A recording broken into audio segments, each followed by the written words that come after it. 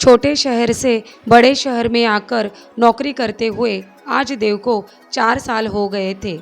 इन 4 सालों में देव ने कठिन परिश्रम से वह सब पाया था जिसके आजकल के लड़के सपने देखते हैं। देव के पास आज कार से लेकर हर सुख सुविधा थी। देव अपनी कंपनी में अब बड़ी पोस्ट पर था और न्यू ज्वाइनिंग वाले लोगों को ट्रेनिंग दिया करता था। इस बार न्यू बैच में एक लड़की आई थी जिसका नाम पिंकी था। पिंकी सिंपल और बहुत ज़्यादा सुंदर थी। एक छोटे गांव की रहने वाली थी और डरी और सहमी सी रहती थी। कुछ दिन पहले ही नौकरी लगने की वजह से वह शहर आई थी। ना उसको यहाँ रहने का ठीक जगह मिल रही थी, ना कोई ऐसा दोस्त जो उसकी मदद कर सके। पिंकी की हालत देखकर देव को अपने दिन याद आ गए। उसको भी पहले ऐसे ही दिक्कतों का सामना करना पड़ा।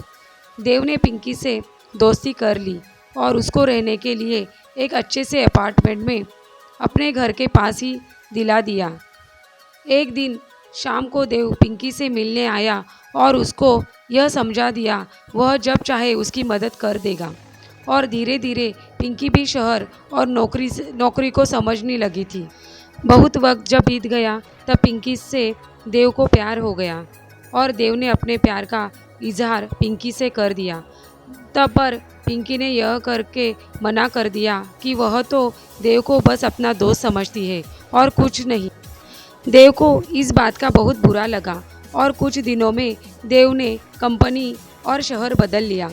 देव के जाने के बाद पिंकी को यह महसूस हुआ कि वह भी देव से प्यार करती है।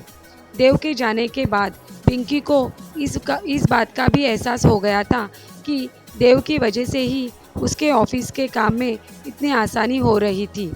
जब पिंकी ने देव को कॉल किया तो पता चला उसका नंबर बंद आ रहा है। पिंकी दिन रात देव के ख्यालों में ही डूबी रहती थी।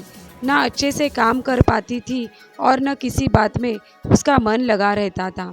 उसको बस देव ही हर जगह नज़र आता। एक दिन पिंकी को देव शॉपिंग मॉल में दिखा। पिंकी दौड़कर उसके पास पहुंची और अपने दिल का सारा हाल उसे कह डाला। पिंकी की बात सुनकर देव के आंखों में आंसू आ गए और दोनों एक हो गए। उस रात दोनों ने रात भर बातें की और बीते समय का सब कुछ एक दूसरे को बताया। इस तरह पिंकी और देव दोबारा एक हो गए और साथ रहने लगे।